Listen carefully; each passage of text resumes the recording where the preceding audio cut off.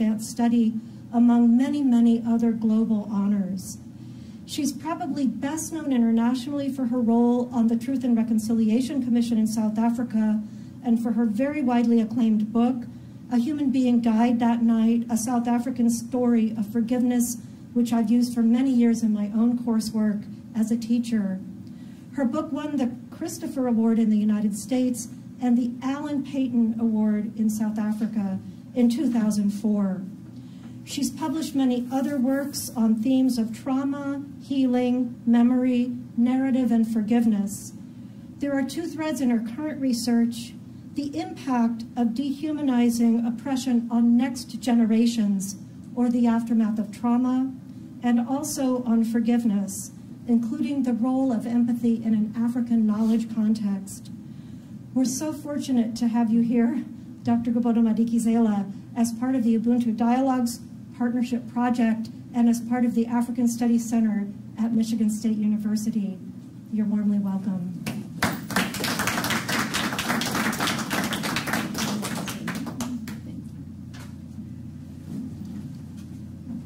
Thank you very much, Jamie, and thank you to you, Penny, for organizing this event. I feel very welcome here, and it's wonderful to see. I suspect some of you are South African here. I see, or I've told, at least I think I'm seeing some South Africans. So it's wonderful to feel at home and to have people from home as well. This paper is a work in progress.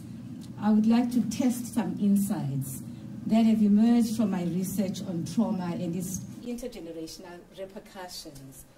This work began as a research on how young South Africans born after the end of apartheid understood or experienced reconciliation, and whether the notion of social transformation had any meaning for them. We soon found out that this was the wrong question to ask, or rather that we needed to ask new questions about what is going on in South Africa with the younger generation, with the younger post-apartheid generation that has come of age now. Transgenerational trauma is a trope that is used globally in countries with a history of mass trauma and violence. We were interested in this issue, but we also wanted to let the stories that we encountered to guide us to questions that would open up new terrains of investigation. This led to research that now pursues two strands of investigation: a search for what trauma and its repercussions mean in the South African context, on the one hand. On the other, what insights we might learn on how individuals and communities transcend these traumatic histories and how they reclaim a sense of agency after trauma, what might be referred to as healing after trauma. My paper is therefore exploratory, and the Truth and Reconciliation Commission, the TRC, has been an important site for my work. Interviews with victims and the study of their testimonies on the public stage of the TRC, as well as the study of their encounters with perpetrators outside the TRC, has revealed how the body becomes a profound form of language, expressed in very subtle ways, to convey a complex matrix of interacting psychological, cultural, political, and other factors that may not be nameable in these encounters in the aftermath of gross human rights violations. Much attention is paid to verbal language as a vehicle for narrative representation, yet body language and other forms of symbolic expression can also be ways of communicating different traumatic experiences. The body explodes and breaks open a different kind of voice, precisely because of the symbolism it carries, a voice that speaks to the desire for recognition of pain and suffering endured over many generations into the present. This voice issues out in the tradition of a call and response, speaking and being heard, reminding us that the call to repair the past should be renewed every day with each generation that inherits a past not lived. And so, in responding to the invitation to address you this afternoon, I draw from the tradition of storytelling to share with you unique historical moments that have been illuminating. These stories are less from the great philosophers and religious and political theorists than from ordinary people who themselves have suffered irreparably. I begin, therefore, with a story from the Truth and Reconciliation Commission of South Africa, that shining moment in our history whose enduring lessons about what is possible in the aftermath of tragedy still shine a bright light in my memory, having served as chair of the TRC's Human Rights Violations Committee in the Western Cape. I want to begin by inviting you to listen to a minute-long audio clip. The clip is the iconic scream of Nomonde Kalata, who testified at the opening of the TRC public hearings about the killing of her husband, Fort Kalata, by the apartheid security police. He was stabbed in the heart 4 times, as the post-mortem revealed. His body burnt by the apartheid security police in an effort to conceal the hand of the state in the crime that they committed. The audio clip ends, or rather begins again, with a response by a white South African music composer who transforms Nomonde Kalata's scream into music. The performance of this music is itself a call to empathy for the suffering of the other, but it also invites us to pose new questions about these trauma testimonies, to ask what else they might be telling us about the complicated legacies of oppressive colonial past.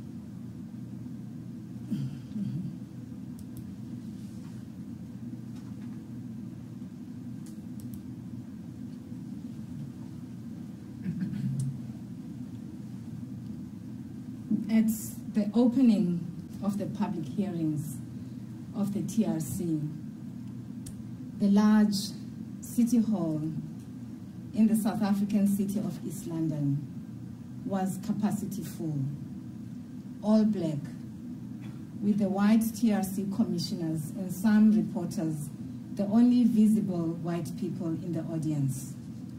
When the audience rose to sing a song that was at once a poem and an anthem of black pain, sung throughout the years of apartheid by black people at mass funerals, political rallies, and peaceful protests, the song Liza Lisidinga Lakho Nkosi, Fulfill Your Will and Promise, Lord, reverberated into the large hall, carrying the hope that the moment promised. This was the same moment into which the widow of Fort Galata Nomonde screamed her pain, daring to give voice to it, for it to be heard beyond the walls of the public hearings. Imagine that, a piercing scream that seemed to shatter the magnificent walls of the East London Hall, a structure built in colonial times to celebrate Queen Victoria's Diamond Jubilee. The building still housed memorial plaques for some of the fallen British soldiers when the British and the Afrikaners fought to take over South Africa. Reflecting on this scene at the time, surrounded by the walls that harken back to an earlier generational time, it seemed to me that this wailing cry might be captured and interpreted in one's imagination as a moment that represents at once an expression of anger and pain. With the violent movement of Mrs. Galata's body thrown back as she let out a scream, it signified a crying out to a past that goes back several generations. As she screamed, she was almost like rocking her body back and forth like this. And her body seemed to carry the haunting weight of this past, seemingly expunging it into the TRC's public space of communal remembering. Using her voice and body in this way, reclaimed her sense of agency to confront this violent history and to expose those responsible for her irreparable loss. Objectified in so many ways as a racial and sexual other in order to legitimate the colonial apartheid order, her testimony shifted the gaze from the object of oppression to shine the light on the depravity of the perpetrators. South African musician Philip Miller then resurrects this wailing voice from the archives of the TRC narratives, producing the music cry that we heard earlier. The iconic voice of South African soloist Sibongile Khumalo then picks up Mrs. Galata's crying voice and represents it through her magnificent, electrifying mezzo-soprano.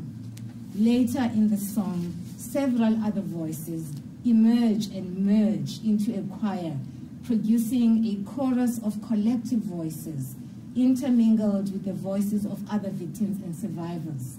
And sometimes the victims and voices, the victims and survivors' voices are dominated by perpetrators' voices, of their voices of denials, their voices of their confessions, the voices of the perpetrators' commanders as well. The effect that Philip Miller's music is a seamless repetition that reverberates like a reenactment of a wound in this large hall that refuses to be silenced, almost like a reverberation, not just through the enclosure of the hall, but also as music played long after the TRC, a reverberation that continues throughout space and time. Mrs. Galata's reverberating music cry seems to be telling the audience, this is not yet past. History playing itself out, talking back to the past, and at the same time, telescoping into the future. The TRC served a narrative function that went beyond individual witnesses' testimonies. Individual narratives and experiences recounted at the TRC carried an extra weight because they went beyond the individual to capture a larger story of collective trauma. The testimonies were an important source of history and of historical reflection on the significance of traumatic past for memory, its reconstruction, as victims and survivors try to make sense of their traumas and to reclaim their sense of agency. I want to suggest here that we begin to look at these testimonies not only as evidence of the frozen in time perspective, but perhaps as a foretelling of a future as yet to come, the collective mournful cry of witnesses at the TRC, the victims' quest for truth in the face of lies and half-truths, pointed us to the unfinished business of this past. Unfinished because the unmourned remains of loved ones, still hidden in the secret graves of apartheid South Africa's covert operations death farms, are still undiscovered, are still unacknowledged. Could it be that then the brutality on women's bodies in South Africa today is the future foretold at the TRC by the memorable, mournful testimonies that suggested not closure, but rather a question? What have we done? Might the savagery on women's bodies in South Africa today, the raping, murder, and dismembering of women's bodies that has dominated our news, a foretelling that we failed to see at the time of the TRC public hearing? As if this idea of the question was on Archbishop Tutu's mind. As the silence hovered over and covered the hall, later when the hearings of the TRC resumed, the resonance of Mrs. Talata's piercing cry still reverberating in the collective memory of the audience, Archbishop Tutu sang the question that has been sung by Black people throughout the decades of apartheid oppression. Senzenina, what have we done? We should have known then, because this was a reminder of the strong intergenerational connection between Archbishop Tutu's own relentless struggle against violence and the stories of pain recounted by Mrs. Talata and other TRC witnesses.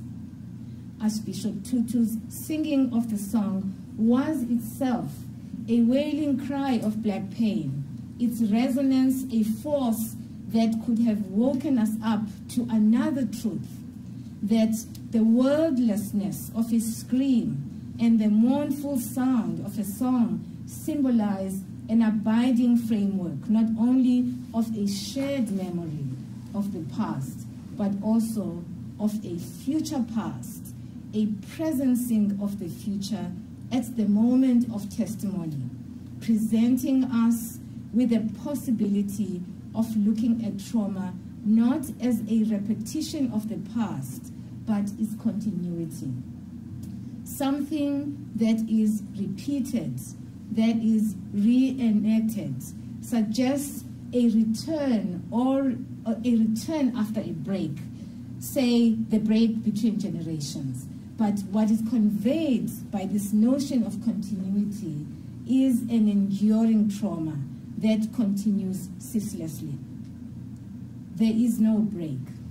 There is no post. Now, at the beginning of my talk today, earlier on, I mentioned the importance of the notion of intergenerational cycles of repetition, intergenerational cycles of trauma, as part of what we're interested in understanding what is happening to the young South Africans today. Perhaps a story that might illustrate and fit in with the trauma theory, our understanding of what repetition of the trauma is. What happens when the next generation reenacts trauma is the story of Joyce Mtimkulu. Joyce Mtimkulu's son, Siphiwe Mtimkulu, was murdered by the apartheid security police. He was an activist. He was really not even a combatant. He was not, never used any force. He was a young student protesting against the celebration of Republic Day during the apartheid years. And so the protest was really to ask Black people to stay at home and not to celebrate Republic Day because it's so associated with apartheid. He never carried any arms, but he was arrested as a member of the young activist anti-apartheid movement of the ANC, detained without trial, tortured severely, and poisoned. When he was released, back to go home, it turned out that the poison that he had been given was starting to eat him up. And so one of the most obvious signs that this was thallium poisoning was the loss of his hair. So when he was hospitalized, doctors found out that he had been poisoned in detention by the security police. This was denied by the man who was in charge of the torture and who himself conducted the torture. Fortunately, as these things happen, the story was told by Siphiwe himself. There's a moving recording of his voice. He had by now lost the muscles of his throat, and so he was speaking with difficulty. The effect of the poison very clear in the way that he was speaking, not just in the loss of the hair, but also in the way that he was delivering his voice. He was describing how he was tortured by Gideon Nivot, one of the most feared perpetrators, security force police in the Eastern Cape. Now, Joyce Mtimkulu didn't know what happened to her son until this was revealed in hospital.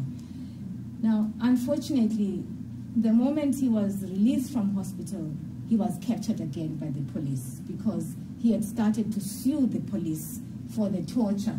And he had begun also to sue he was going to sue the police not just for torture, but also for poisoning. So they captured him and he disappeared. His body was never found by the parents. And so the quest of Mrs. Mtimkulu, as he came to the commission, you can see she's holding something on her right hand. Now, that is his hair.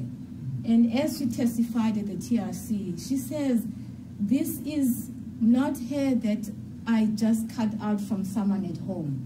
This is my son's hair.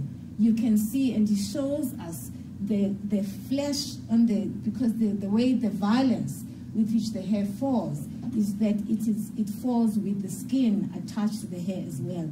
And she keeps this hair from 1983 until she testified at the TRC in 1997. Now, mind you, she was prevented, or the perpetrators tried to prevent her from testifying, not once, but 3 times. They were silencing her, not wanting the truth to come out. And even when eventually she came to the TRC, they continued to tell lies. Because while she wanted to know what happened to her son, she wanted to have her son's body back so that she could bury her son and at least begin a proper, journey of mourning.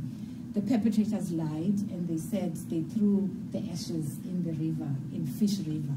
Now, because, as you might imagine, when you are in this desperate situation, you are also desperate to believe whatever lies, whatever is told, you are told, to hold on to some sort of vestige of perhaps just the possibility of truth in the lies. And so Mrs. Mtimkulu, with her husband and family, they take a journey to Fish River, to where they said they buried the ashes of the son, and they have a ceremony on the banks of the Fish River. They bring flowers, and there's a whole, ceremony that the family performs as last rites for his son, to bid him goodbye and to reconnect his spirit with their lives. And all the time thinking that there just might be true that he was indeed thrown in the ashes. Yet years later, as Mrs. Mtimkulu continued to search for the truth about her son's remains, she travels to the farm where he was tortured, one of these apartheid government secret farms, where the son was tortured, with her husband and Mark Kaplan, who was making a film about their story. And here is the fascinating thing about this moment, this visit, the family's visit, and especially also in view of what I'm trying to convey. I'm trying to read into these stories, this idea that there's something that they are telling us beyond the story of trauma. So Mrs. Mtimkulu is standing outside this house, and in this space where presumably the son was burnt, they are thinking, considering what might have happened, and obviously in memory, going back in memory, trying to imagine what happened to the son. And she points, she says, you know, I really don't believe these people that, you know, what if my son is still here? What if my son is buried somewhere here? And she's gesturing and pointing and pointing repeatedly towards a cistern that is stuck behind a door on the outside. She is pointing and pointing at this and saying, maybe my son is buried somewhere here. He must be somewhere here. I don't believe this man. And it turns out, down the line, with the investigators of the people in charge of exhumations, it turns out that the bodies of the son and his comrades, the remains, were actually hidden in the cistern, the very cistern that she was pointing to as she was gesturing, saying, my son is somewhere here. I mean, how incredible is that when now we look back and we look at all these happenings and think about what might that have meant at the time. But we would not know until after the fact, right? Until we are retracing now, back, we're moving from the future back into the past to think about what the gesture may have meant at the time, but which we did not understand. But I think that there is something about these testimonies that our rereading of them might point to something that we might have missed at the time, to some other truths that lie waiting for us to rediscover them. And so this is what I'm working with in this work. I'm trying to reread these testimonies along these lines, and I'd appreciate your comments afterwards and you're helping me to think through about it. And part of this is really, my thinking about this is that what's happening in South Africa today is so complicated, it's so difficult to understand the kind of violence that we're witnessing in my country, especially these past few months, the violence on women's bodies. When you think about it, you know, you have to think and think, what is it that it means? What is it that you kill a person and then you don't just kill him, or you don't just kill her, you kill a woman, sometimes it is men of course, and you don't just kill them and they die, you kill them again, you know, because when you kill a person and they die and then you cut them up, you slit their throats or you cut their body parts into pieces and stash them in a black bag. There's something about that we are challenged to understand what it is about. It's almost like, you know, it's not enough to just murder the person. There's something about the violation after the body is dead. So then it seems to me that it's not just about killing the person, it's about something else. And the question is, what is that something else? And so I'm wondering whether psychology, sociology, history, and all these disciplines have something to tell us about what's going on. And it seems to me that they don't, that they cannot adequately give us the language to understand what is going on. And we have to turn to literature because in a way, these kinds of things, it seems like they're metaphors for something else that's going on. It seems like these are stories of fiction. And so we ought then to get to that level of understanding them. And this is not unusual, because the story of trauma itself, the whole field of trauma, has drawn very strongly from literature. Kathy Caruth's work and even Sigmund Freud himself has drawn from images of, you know, theater to deepen our understanding about some of the concept of trauma. The story, for instance, that Kathy Caruth uses a lot to show what we mean by the idea of a trauma that returns to haunt, a trauma that is expressed only belatedly. In other words, it is not known until much later. This is the language of trauma, understanding trauma. That trauma appears belatedly. It is not understood at the time that it is happening. And some of the stories that I use are drawn from Greek theater.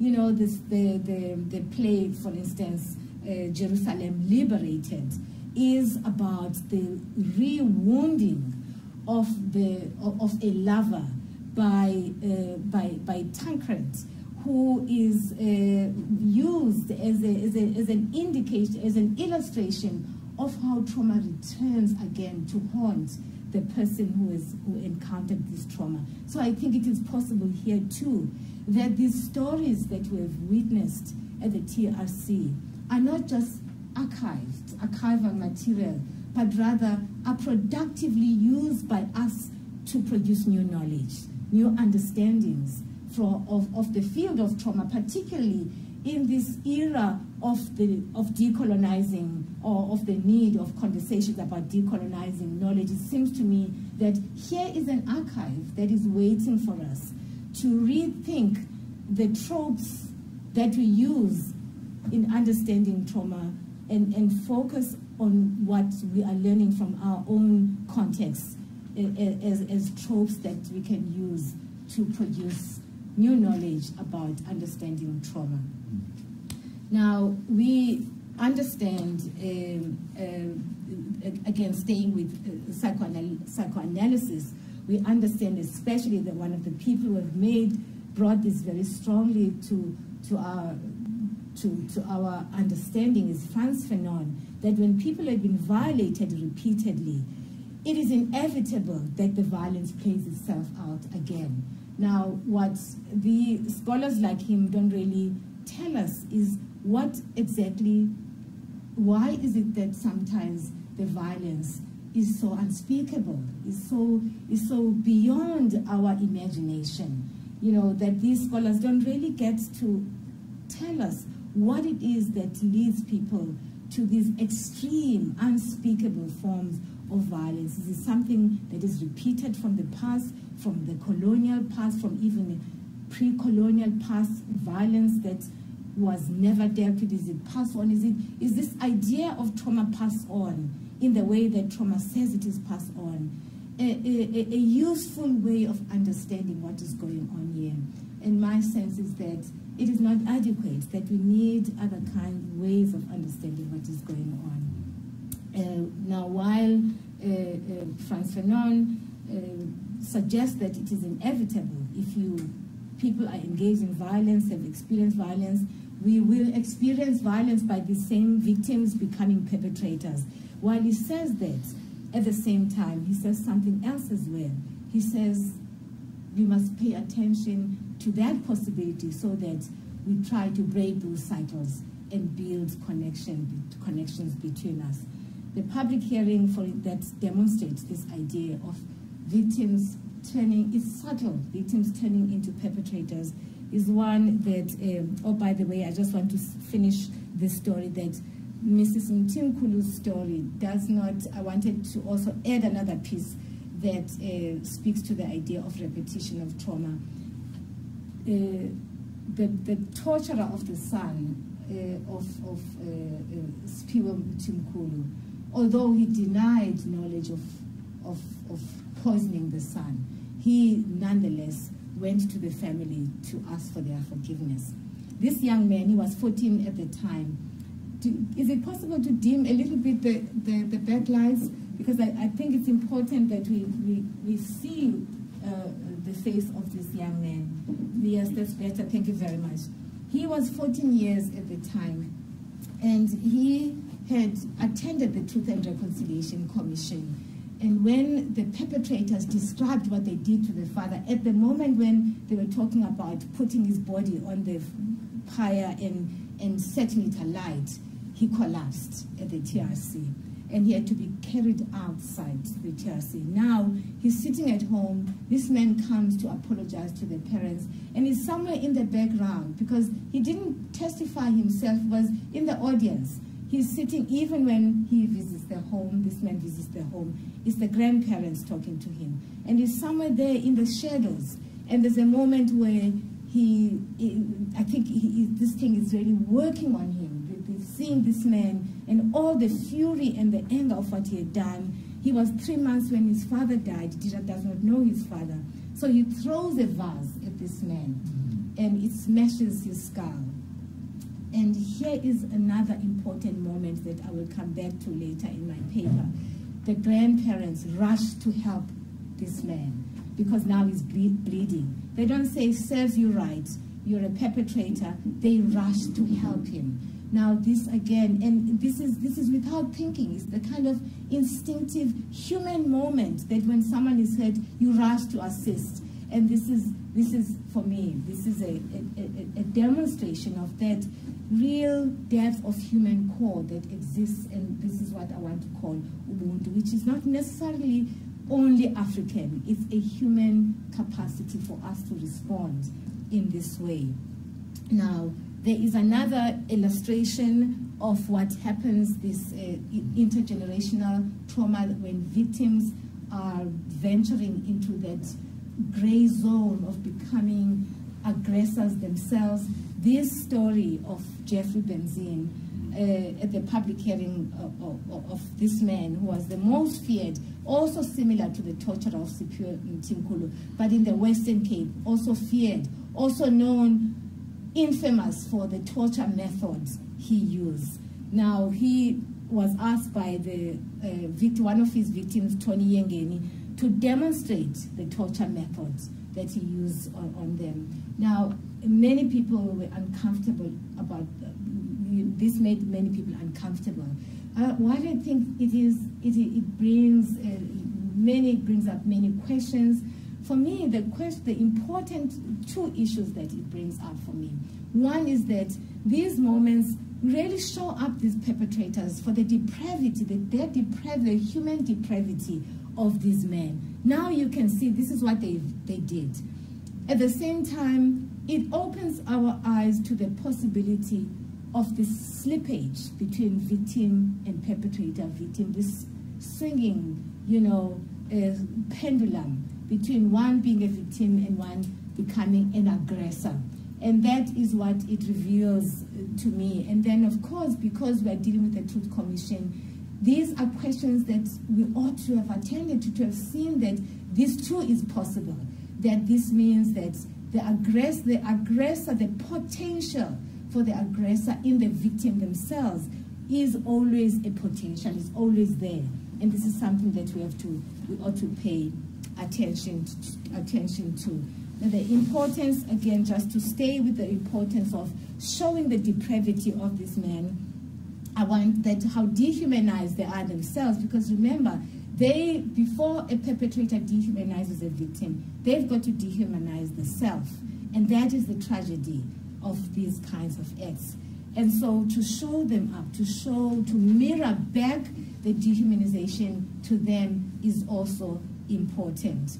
And I think that an illustration that captures very powerfully this idea of focusing our attention not so much on the victim, but rather on the perpetrator, to show up there, to get them to show their depravity and their dehumanity, is captured most powerfully by this image. Now, you may have seen this, some of you may have seen this, it's actually on the internet.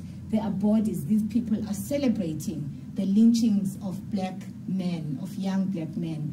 The bodies have been removed from the screen, and now you just see the people who are in smiles and are celebrating the lynching of the bodies. That the idea, again, this shifts the focus from the object of oppression to shine the light on the depravity of perpetrators.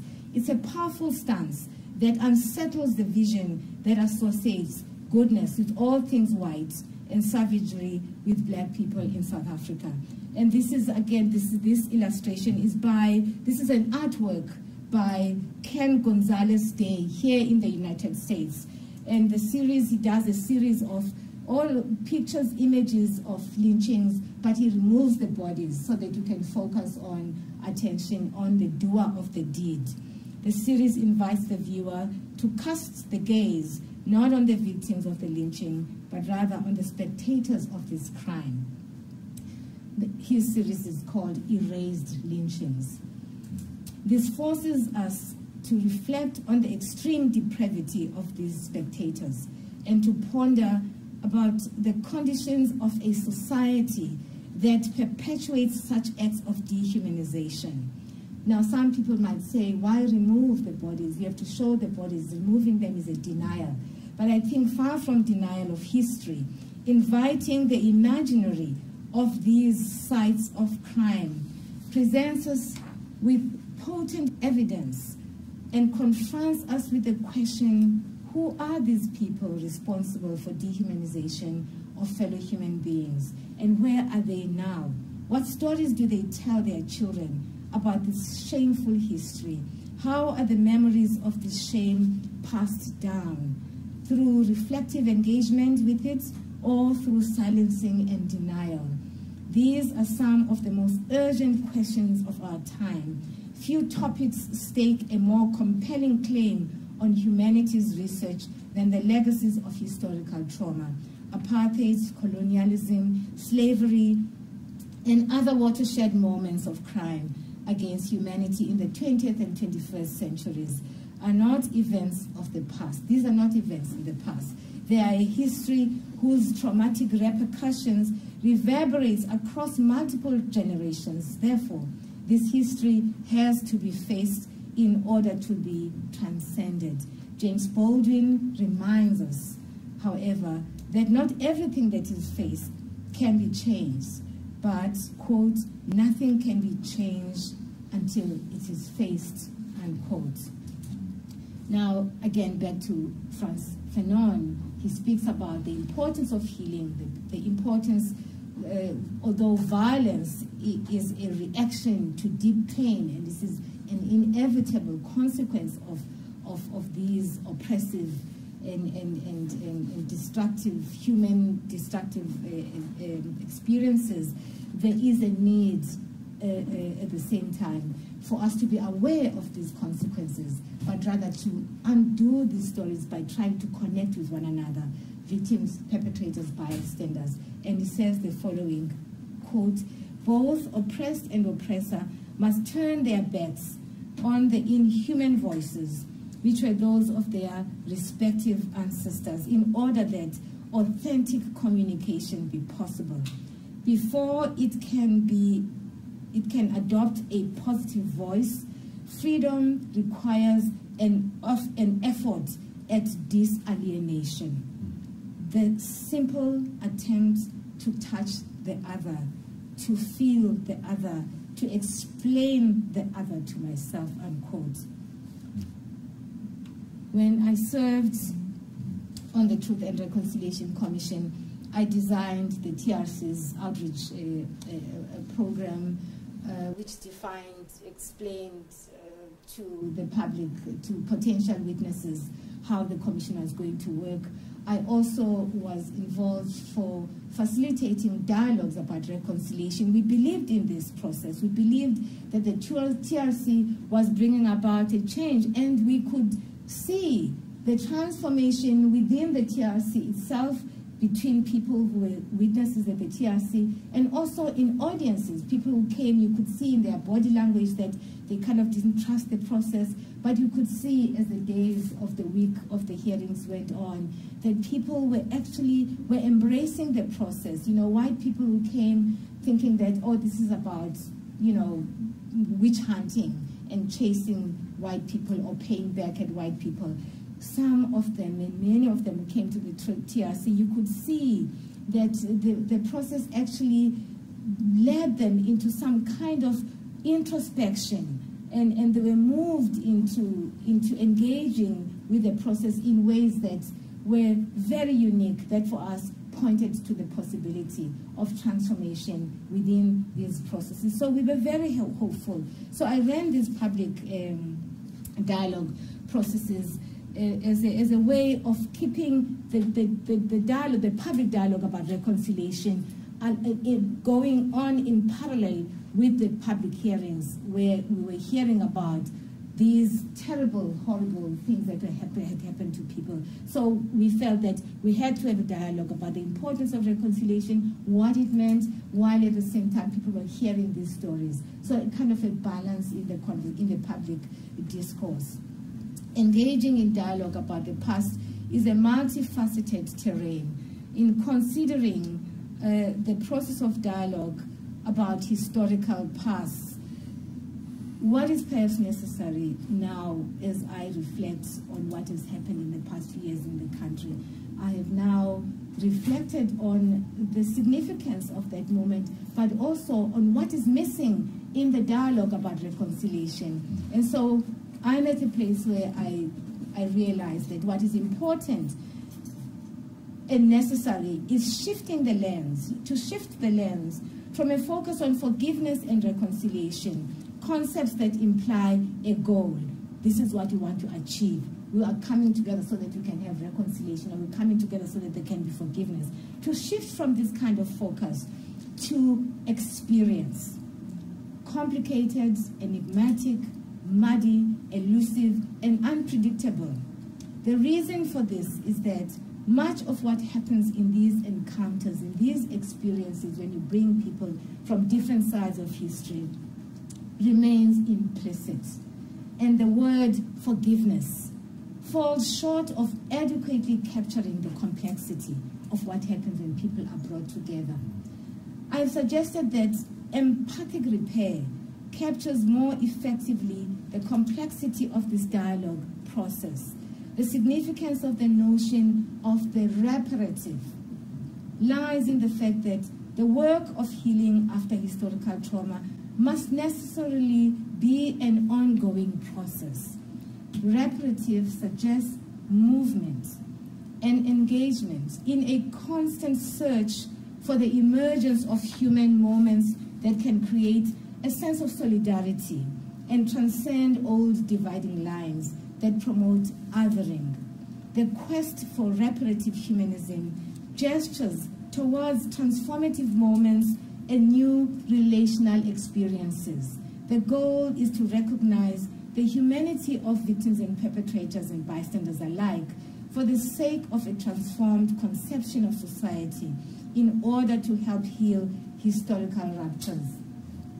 The story of South Africa is one that is haunted by questions.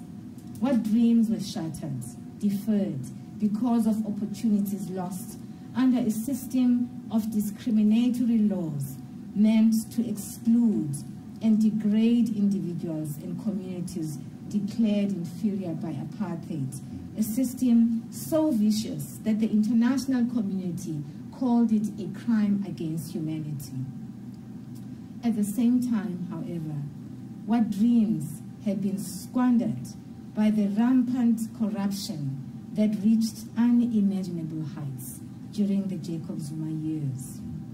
Nelson Mandela had set the tone with his own example of how he dealt with his enemies. He had infused public discourse at the time of transition from apartheid with the language of reconciliation and a vision that many South Africans interpreted as a language of forgiveness. We realize now that, in fact, that language was very inadequate. There was much more that was needed to be done. I think that young people today, their rejection of the Mandela legacy is misguided. What is important is for us to return to that vision, to really engage with that vision, including with the TRC, Truth and Reconciliation Commission, to understand what is it that we can learn about these moments of transition as a form, as a site for precisely doing what students want us to do, decolonizing knowledge.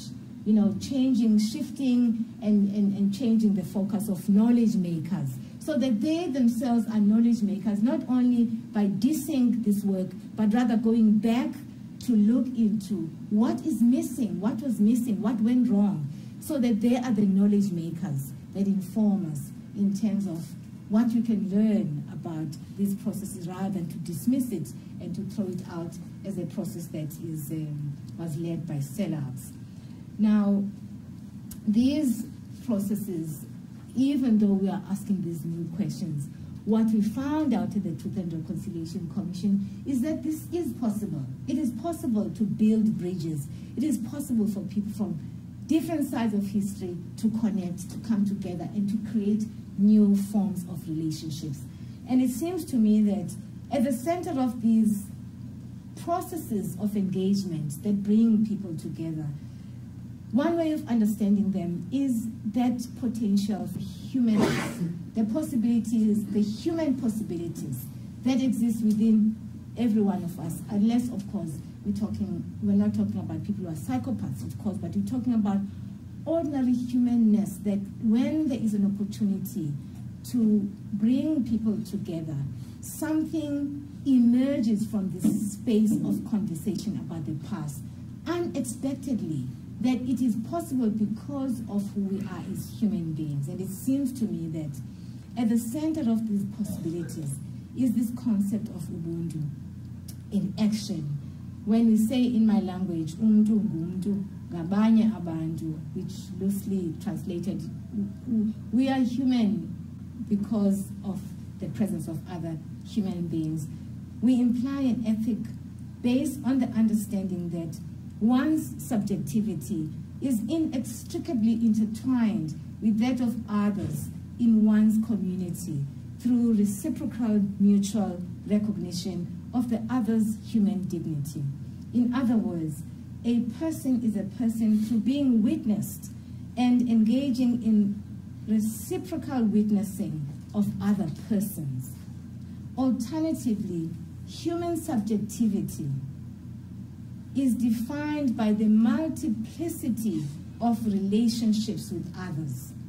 The meaning conveyed by these expressions is twofold. First, human subjectivity depends on being witnessed.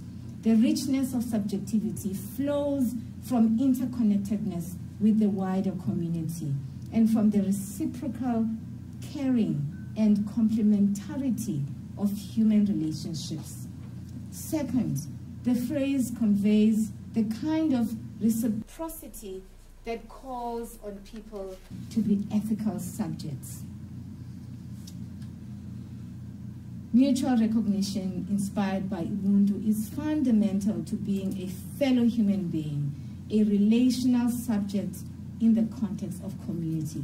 I've seen this playing in very unique ways in Rwanda. Unique because Rwanda is a site of an extreme violence that we all witnessed on our television screens in 1994. And yet, when one I know that Rwanda is complicated, but when one goes into these communities, you witness this idea of relationality, that people coming together to build their communities, victims and perpetrators alike. And there are stories that I had hoped to tell, to share with you, but time is not on our side. But I think suffice to say that these kinds of moments of recognition of the other and connecting with the other in an authentic way, in order to hold hands together and to say, we want to build our community, we want to build our society. We are moving from this past of violence, and we are driving a different kind of vision for our future together.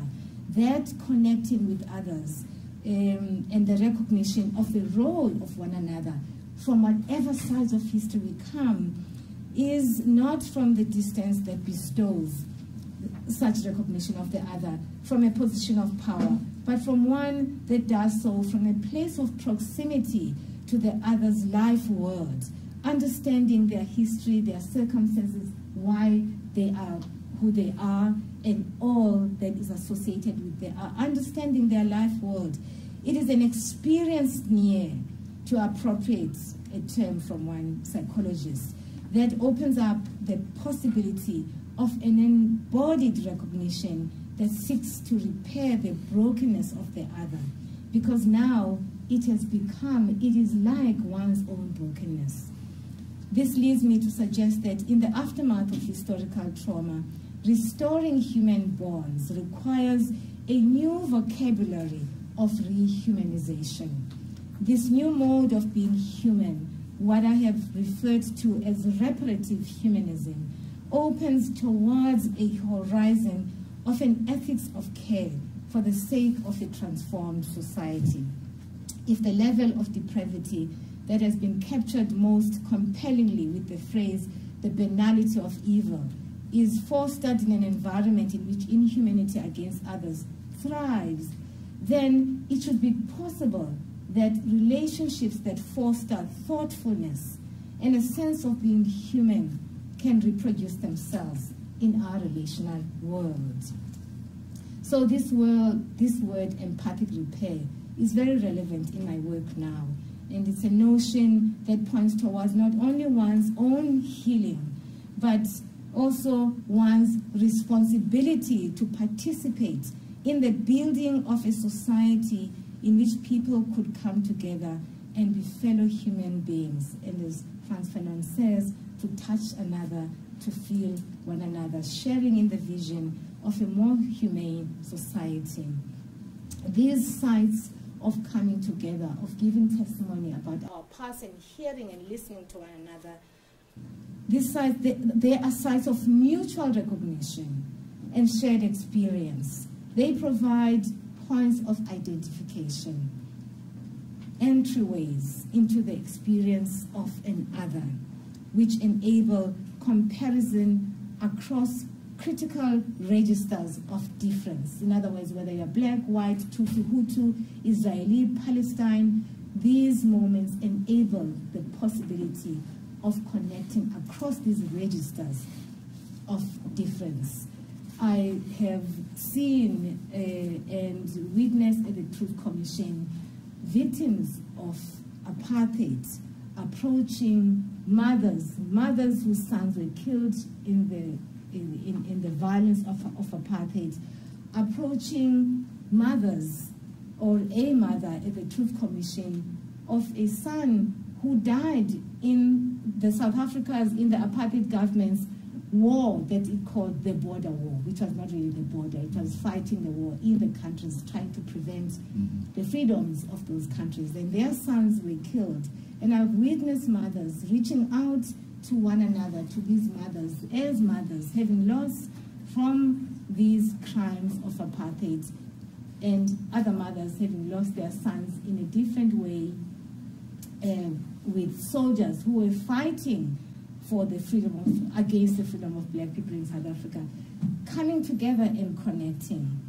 And it seems ironic that these moments, these factors, the factors that can ignite and perpetuate animosity, fear, and hatred, the love of one's child. You love your child so much that you hate the person who killed them. You love your loved one, you know, so deeply that you can't bear the sight of the person who had harmed them. And yet, those same inclinations, that same love might also be suspended. The love might suspend those kinds of reactions, those negative sentiments, by providing a way into the experience of the enemy. The love and loss may provide a way out of violence. The love of my child, because this other person has lost their child, it provides a connection with the other woman. Because I've lost, she has lost. So it provides an entryway into the experience of the other. Ultimately, love and loss are what is common, and thus, in a sense, are what is shared. It seems clear that once people, even those who are adversaries, are faced with each other, innumerable possibilities, both destructive and restorative, and all that cannot be reduced to these oversimplified categories, arise, both within and between bodies. I think one can accept that those encountering each other will be affected, whether they will necessarily be affected in a way that will move them towards connecting or disconnecting. It really depends on what is it that we're setting up. The challenge is to begin rather than to withdraw and not to engage in that way. Because the potential for the unexpected, unforeseen, and thoroughly creative, endemic to the human condition, is always present. These are precisely the ideas that were embodied in the TRC, which was nothing less than an effort to imbue the realms of law, justice, and politics with a relational cultural ethics. and in this case, since we're talking about Ubuntu, a cultural ethics of Ubuntu, and indeed, this term is infused in all of the throughout the Constitution, our new Constitution after apartheid. This is recognized as a vision that will bring the humanity, us back to this point of humanity. This is what Steve Biko talked about when he says, we as Africans, we are going to teach our country, we are going to show our country what it is to be human. And he was really hearkening to this notion of what we understand about that potential, this possibility to connect with one another from whatever angle, size we come from, for the sake of the conception of a transformed society. I want to suggest here that we begin to look at these testimonies of the TRC, not only as evidence of this frozenness, but as a creative, as a possibility, a productive space for us to rethink this past and to think about what is possible for us to do. And I think that as scholars, young and older scholars, the invitation stands, is out there for us to look at this, to revisit the archive so that we can find new ways of theorizing, of learning and theorizing anew about it. Thank you.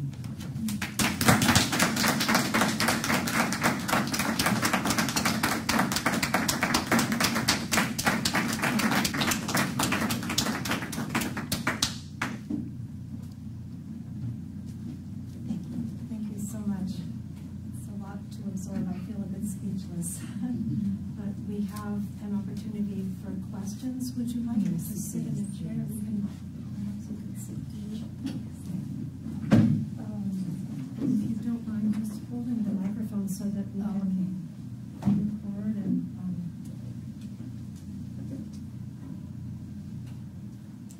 Yes, it's so wonderful to see you again. Mark Auslander, the director of the MSU Museum, and our entire museum staff is so grateful that you came to see our exhibition on gender-based violence that was situated here. So as you were speaking, I'm Mark Auslander again, yeah, just for the recording. I was thinking about coming out of my own research in rural Southern Africa on the relationship between poisoning in its indigenous sense and what that comes to mean under apartheid, and its particular relation to a sort of embodied culture of violent masculinity, of wounded masculinity. Because there's a long history that I think you're signaling to. So classically, in rural Southern African communities, poisoning is often understood as a weapon of the weak, specifically under context in which women themselves have been subject to assault by men, by sexual assault by men, or other things that have sort of cut them out of the network of kinship, especially from returning minors. The one weapon open to them is poisoning, and the way that indigenous poisons are usually understood to work is by precisely emulating what has been done to them. That is to say, cutting the subject of poisoning, classically a man, out of the network of reciprocity that makes us normally human. It's almost an anti-Ubuntu technology, and because often the proof that someone has been poisoned is that in their final moments they don't even recognize, for example, their own mother.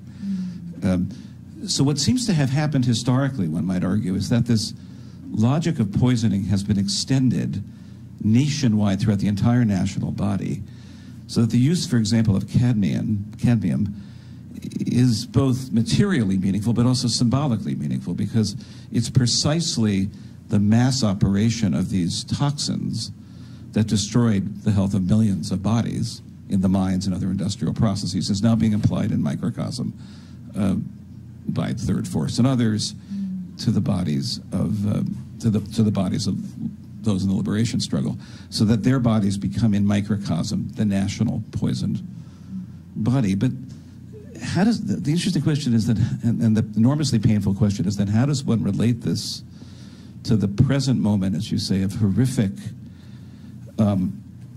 assault on the bodies of women, especially young women who should be generative, and that somehow the very embodied historical trauma that you're tracing And that sense of weakened or fractured, alienated masculinity now plays out specifically upon the bodies of young women. It's a very, something about the relationship between poisoning and a crisis of masculinity seems important here. And this leads me to ask, and this goes back again to my own experiences in Zambia in the 1980s, looking at local communities that had complex relations with MK partisans. And is the failure, for all the important things that were accomplished in the TRC, but is the failure historically to face up to a legacy of sexual violence within the liberation movement, is that one of the things that continues to plague the society? That until those crises, that absence, that which is not fully named, that the liberation, that the movement in many ways was fought upon the bodies of women in a way that could not be spoken of, is that still something that plagues the society? That part, the last part, what you just say about the failure of, thank you for your comment, the failure of engagement with that is something that I'm very interested in. I have been wondering about myself. Now, you're talking about the liberation movement, a period removed, a little bit somewhat removed from the moment. Mm-hmm. I have wondered about, for instance, the violence that has exploded within campuses. Yeah. During the Fees Must Fall and student movements, there were issues of, patriarchy were there, but they were silenced. In fact, some of these women talked about women themselves protecting some of these men. In fact, there was a term that was used, they called them patriarchy queens, because they protected these men. And I have been wondering whether part, at least in relation to the violence against women on campuses, whether part of the problem has to do with the silencing of exactly these problems at that time, that it was not spoken, and now it kind of gave it permission, for want of a better way of understanding it. In other words, it was perpetuated, it was not stopped at the time it was supposed to, it was perpetuated. Now, we've seen this also in the struggle, as you very clearly point out. Throughout these struggles, even in fact in the Black consciousness movement here in the US, there were always these debates that issues, of patriarchy or violence by Black men should be put in the back burner because we're fighting racism, we're fighting oppression. And so this has tended to be, the way that we relate to these issues, because, there's a tendency to want to protect our men rather than to actually speak out about these issues. And so now we are confronted with these issues, and even talking about this in this way, it continues to be criticized because, people don't want to focus on that as a problem, and yet it is a problem that ought to be addressed. Now, on the other issue, the historical stuff, I agree with you that there's something about, I'm not very well versed with the medicine and the poisoning stuff, but what I can say, I can speak to, is the idea of the emasculation and the woundedness of the male body, and the sense of lack of agency, that the loss of agency by these men. Now, remembering that in a patriarchal society, there's manhood means something. Masculinity, there's a view of masculinity, meaning you're a provider, you are the stronger one, you are in control. And in fact, when some of these men, they go for initiation, to be initiated, to become men. They come from the bush as men, but actually their experience is far from it, because they come back, how can you be a man when you can't provide for your own, when you have no control of your life, when, you know, the woman has worked for herself, when all of the meanings that are associated with manhood are not true, are not realizable because of the circumstances that, you know, of inequality, you know, of history. But this is the reality that you are ending up being this, the hollowness of your masculinity, meaning nothing, and therefore a lashing out, as it always happens, that the lashing out is always against the weak. I mean, that playing out along with issues of, you know, just the association of sexual pleasure and power and the ability to do to the woman what a man feels they can do. So it's layers and layers, and all these situations, I mean, there isn't one way of understanding what's going on, but I think all these situations, these ways of thinking about what's going on, we should bring them to bear in order to think more carefully about what is going on. I'd be interested in the poisoning theme that you kind of laid out so clearly, and I think there's something there that I would be interested in pursuing.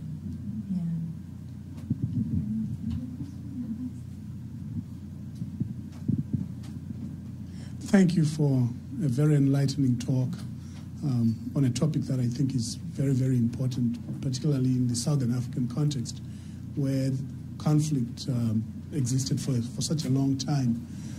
I think you pointed out to a very important moment when you gave the example of, you know, how effective or some of the results, the positive results that came out of the Truth and Reconciliation project, where mothers from different races and histories recognized the pain of the other and shared that pain and presumably got some healing out of that exercise. I thought that was a very interesting moment because apartheid, certainly the white mothers grew up being told and trained that they deserved the privilege that they had because they were white, and blacks were inferior in that they were less than human, basically. But when that happens, you know, when that sharing and when the recognition of that common fate happens, it's a transformative moment. In that it takes that type of project for the wrongs of apartheid to be corrected at an individual level. And I thought that was very, very significant. Perhaps one can problematize what I'm reading out of it to say how real or how enduring, how lasting would that realization become past the Truth and Reconciliation process. I think that's a very important, I mean, part of what people call the failure of the Commission is really the failure to sustain those moments or to sustain those lessons so that we draw from them and create other opportunities for that to be sustained. Because so much else happens after, you know, after the TRC, and people lose their hearts to engage at that level. Exactly. And yet we saw that this is possible, right? So, and that should be really the moment that is important for us to build on.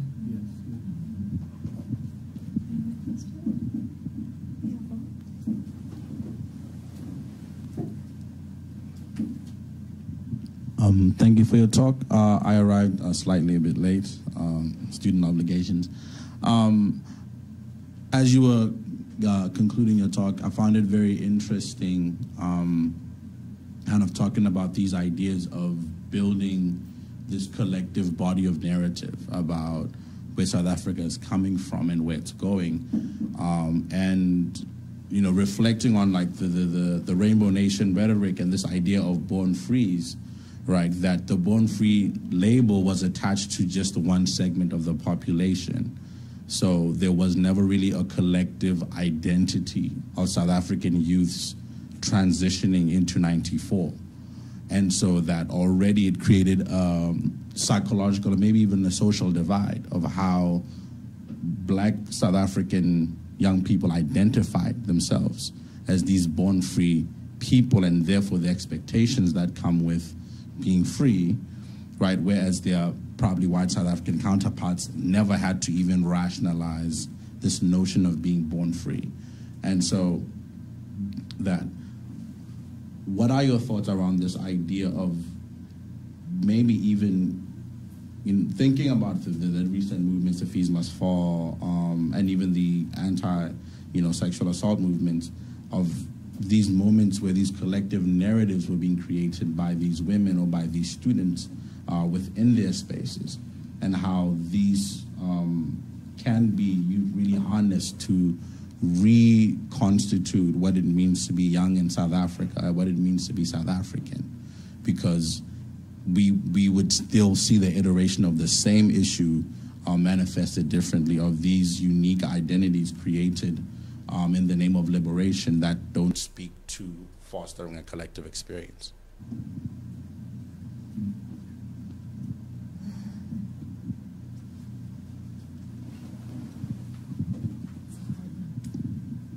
Thank you for your question. There's so many pieces to what you're commenting on. One has to do with this notion of the problem of the Rainbow Nation, or the problem of the born free. The born frees. You're absolutely right. I mean, the expectation created, was that people are going to be free. In fact, this is at the heart of the problem. Absolutely at the heart of the problem, that this younger generation that enters the world after apartheid has been that is no longer relevant. I mean, all the laws of apartheid are no longer relevant, and now it's a new phase. It's a new South Africa, as we used to say, and yet there is they cannot realize this newness. They do not feel that anything is transformed. As you can see, I'm thinking about how to respond, because there's such a broad question. There's so much that I want to share with you, but perhaps what I can share with you are two things. One, we have been doing research on this question of transgenerational issues, trying to understand what's going on with the young people. And one of the most spoken about experience by young people is the experience of betrayal, that they feel betrayed. In fact, many of them say, although they didn't live under apartheid, they say that things were much better for our parents than they are for us. Now, one, of course, is to take a nuanced perspective to this. They don't mean that apartheid was better, but they mean that what I think they mean is that things are worse for us because we did not expect our government to abandon us in the way that our parents were abandoned by apartheid. They expected the government of apartheid to abandon them because this is what apartheid was about. Black people were third-class citizens in South Africa. So things were better, quote unquote, for them than they were, because for them, this was an expectation. But for us, we feel a deep sense of betrayal. So that's one. With all that comes with the betrayal, the sense of hopelessness, the sense of, so many of these young people, if you're talking about, if you move away from the colleges to the universities, to the large majority of black people who live in squalor, they wake up every morning to a yawning void of emptiness. Many of them, whether they wake up or sleep during the day, it's almost like my life doesn't count for anything. And who am I? How does one embrace their identity in that, in that world of non-definition of what your personhood is about. And so if there is no sense of worth of oneself, how can people be expected to bestow worth on others? So there are those complications. That's a complicated picture about this story. The other thing I want to say about now white young people, I know you're not necessarily talking about them, but I think we ought to think about the dynamics on either side. Now, for white people, and for a moment, I'm going to focus on young white people at universities now. Remember that apartheid, we come from, we were brought up in geographically separated worlds. You know, black people lived in their areas, white people lived in their areas. Never in the history of South Africa have white people had an opportunity to actually live with black people as they have done in the past few years.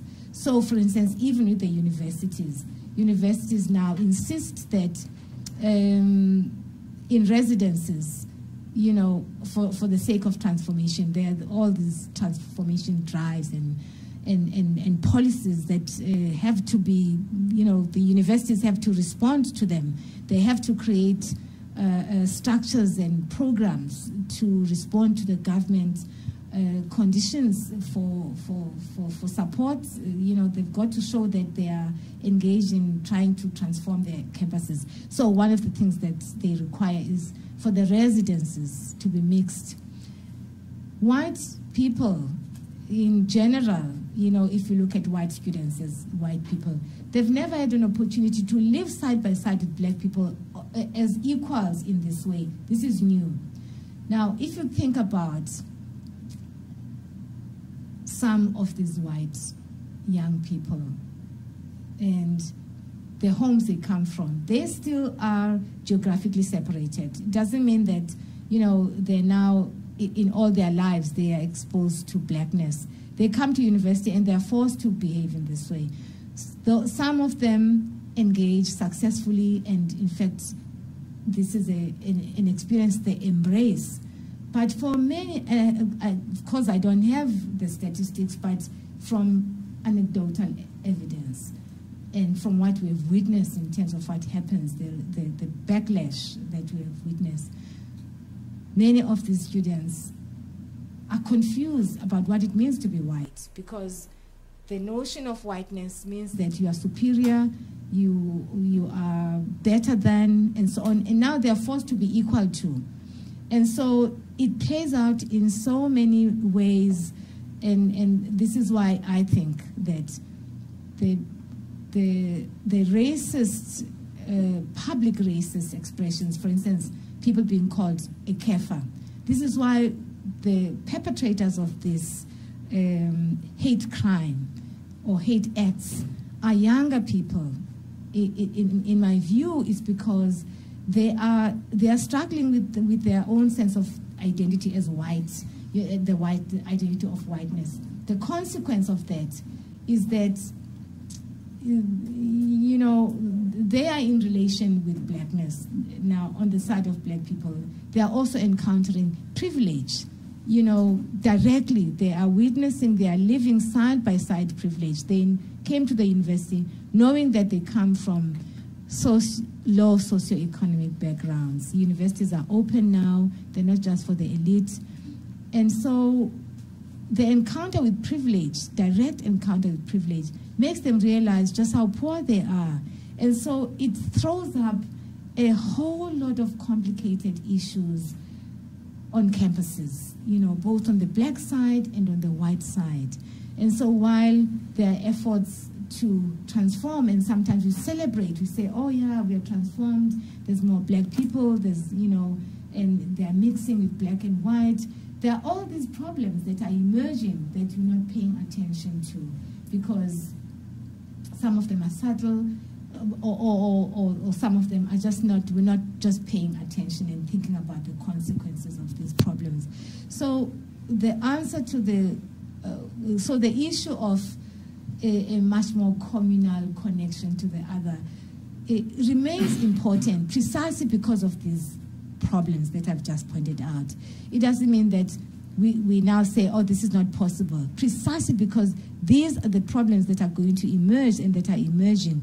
We've got to really embrace this possibility that this is possible and try to make means of driving relations so that there's a sense of care, there's a sense of solidarity, I think is a better word. There's a sense of solidarity among people of different racial groups at these universities, so that solidarity then becomes the definition of our relationships. There's solidarity among us as students of this campus or as people of this society, and once there are programs that build solidarity, there's a caring for social justice issues. That solidarity opens up that possibility. It's difficult, it's not easy, but I think that I've seen my country descending to a place where all the talk about social cohesion is just talk. And yet, at the time after the 1990s, there was really a beginning of an effort to make this possible. And not only it was visibly made possible, visible, the outcome of this possibility, of this potential, were very visible as well, shortly after 1990. But then I think that the complicated thing around our country is the issue of the problem of leadership. The problem is not that it's communal connection to one another is no longer relevant. The problem is that the leadership is the problem, and so that the quest for social justice, and it's the quest for things to change and for transformative moment in our country continues to be difficult because it's not led at the top. There isn't a clear leadership at the top in the way that we had witnessed and we had hoped right after the 1990s. And perhaps it's a problem, it's a generational problem, that there are new issues, there are new problems with every generation, that the new problems then open up new challenges, which just make it difficult for us to hold on to that vision and the possibility that that vision can sustain us. So because the problems are new, because they're so complicated, and because this new generation is bringing, all these new challenges, it's, I suppose, historians, can either give us answers or not, but it's really the disciplines are much, much challenged, and we have not engaged with questions that will open up the space for new answers. I mean, what's going on now in South Africa, for instance? Where do we turn to? To history, to sociology, to psychology, to understand. And it's not just happening in Cape Town. It's not just happening in Johannesburg.